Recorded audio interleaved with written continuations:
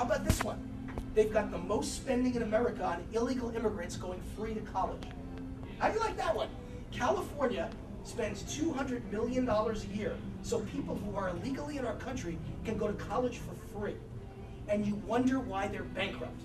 See, that's the example that can be sold on national TV when you show people how great Nevada has been growing and how California has been shrinking from Native Americans. By the way, during that period, when they lost 1.35 Native Americans, important to note, because they gained over 1 million illegal immigrants who want free school, free lunches at school, English as a second language in school, free welfare, free aid to dependent families, and then they want Social Security someday, even though they never paid into the system. You wonder why California is bankrupt. You don't have to wonder. Liberal policies have sunk the state of California. And by pointing out to Americans that Obama wants all of America to be California, big government, big spending, big unions in charge, the highest paid teachers, more money and more pensions to government employees, more government employee unions, and you wonder what's going to happen to our entire country. When you point out that Obama's solution for our economic crisis, which I call an economic Armageddon, because the people I respect, like Mark Skousen, the economists I respect, Peter Schiff, and now Ed, people like that all agree on the same thing, that we're headed for some very bad times that will probably make what's just happened the last 2 years look pleasurable. We have massive inflation coming our way. We have massive debt that's unsustainable. We have debt that our children and grandchildren will not be able to pay off. And all of it reminds me of California. California is the canary in the coal mine. California is Obama's program first before you see what's going to happen to the rest of the country. And so it's proof that it doesn't work. It's proof that it's a failure. And just to show you, I want to give you a great example. I'm an entrepreneur. Some of my businesses work, some of them fail. So you can't blame entrepreneurs who try and create jobs and raise millions of dollars and pump millions to the economy for the problems today. You can blame government for the problems today. Here's what one entrepreneur did to try and help the economy. In the year 2000, I started a business in California, in Los Angeles. And it employed, from the first day, 80 people. That was my company. And I raised $20 million to start it and had 80 employees. And within 9 months, I moved the entire company and all the employees to Nevada. Because forget about the taxes. Just the workers' compensation and the laws in California will drive anyone out of business. Workers' comp rates are 3 times higher than in Nevada. So if you have 80 employees, think of the bills for those 80 employees and the demands that they all have health insurance. Think about the problem of lawsuits in California. California reminds me on a small level of the country of France. Once you hire someone in France, or Great Britain for that matter, you know they're with you for life, whether you like them or not. Do you know, I was just sitting with a British gentleman at an entrepreneurial conference in Las Vegas, and he just moved here from England because he can't take it anymore. He said he would not only never would he work in England again, never would he run a business in England again, he would never hire a British person to be an employee again. He loves Americans. He's been here for a year now, and he loves Americans because we work hard and we don't expect a job for life. In England, you have 3 months once you hire someone to decide if you like them or not. At 3 months, on that day, it becomes 3 months. How many of you knew this? On that day, you have to give them a contract. You can never break it. If any time for the next 20 years you fire them, they have a right to sue you, and they will win, he said, and they will collect huge money. So they're with you for life. And that's why the British economy is a shambles that makes America look fantastic right now. Our economy is great compared to most of Europe, which is teetering on the brink of extinction. Austria is inches away from going under because they loaned billions of dollars to the Eastern Bloc, to all the ex-Soviet republics, and they're not going to get any of it paid back. And so it's disaster. German banks, Austrian banks, British banks, French banks, disaster. But here's the important point. USA versus France for the last 30 years.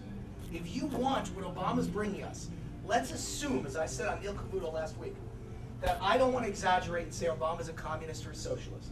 Let's assume he's not bringing us to socialism. Let's assume he's just bringing us social capitalism that's popular in France. Let's look at America versus France for the last 30 years. America's growth, 2.9% a year. France's, over those 30 years, 1.9% a year. Gigantic difference, 1/3 bigger for the United States of America per person now. Per capita income, the average home, the average household in France, 33,000 a year. In the United States, 45,000 a year, 1/3 bigger. Disposable income that you can spend after taxes to enjoy your life, 27,000 per household in America, 18,000 in France. Unemployment, 1/3 higher in France. With all their big government safety net protections and high taxes, 1/3 higher in France. And government GDP, meaning the percent of government that's part of all spending, gross domestic product, that goes on in your country. Before Obama, anyway, America was at 37%, France 52%. If you want social capitalism, that's what you're going to get. Forget communism or socialism, which is where I honestly believe Obama is taking us. If you're just going to get France, you're going to have a 1/3 lower lifestyle, 1/3 lower disposable income, 1/3 higher unemployment, and taxes through the roof. Now, how about guns? Because Obama certainly thinks about guns the way British or Frenchmen think about guns. You're not allowed to have them there. True story that I looked up to make sure it was not just internet fiction, fantasy. True story. In England, nobody's allowed to carry a gun, but you can still have one in your home to protect yourself. But the rules are so Byzantine, the rules are so heavy-handed, that there are so few instances you can use that gun, and you could wind up being charged with murder in your own household for using a gun to protect yourself. So a gentleman in England was robbed 6 times in his house. 6 times. So he went out and bought a gun. When number 7 happened, he didn't wait for questions, he didn't ask any questions. 2 strangers walked in his door, he shot them both dead. Do you know he was charged with murder? 1st-degree murder. His lawyer said, we can put it down to manslaughter, and you'll only get 5 years in prison for defending your own home and your own family with a gun. And he said, I'll take my chance in front of a jury. And do you know that jury convicted him of 1st-degree murder, and he's spending life in prison? Now, anyone in this room that doesn't understand where we're headed with guns, they'll try and tell you, the liberal left who hates guns, that it's just going to be, no big deal, just we don't want crazy people to get guns. We don't want mentally ill people to get guns. We don't want criminals to get guns. What it really means is we're headed for full-scale gun control. Now, Obama, who lies about everything, who tells you to your face with a great big smile that everything's going to be great, he's on your side, and then behind your back does the exact opposite. Obama will tell you he has no interest in any laws against guns. Well, he's telling the truth. He's interested in a law, just put into place for a vote in Illinois. It doesn't ban guns, it bans the ammunition. See, they're trying to take your guns away. They may do it through the back door. There's a law in Congress that doesn't ban ammunition. It merely says every piece of ammunition needs to be registered. It's all the start of gun control. Let me tell you something from a unique perspective as a Jewish kid whose relatives were all murdered in Nazi Germany, stuffed into ovens and gas chambers, tortured, raped, enslaved, and murdered. The first thing Hitler did before he did all that is he passed a law that said no Jew could own a gun.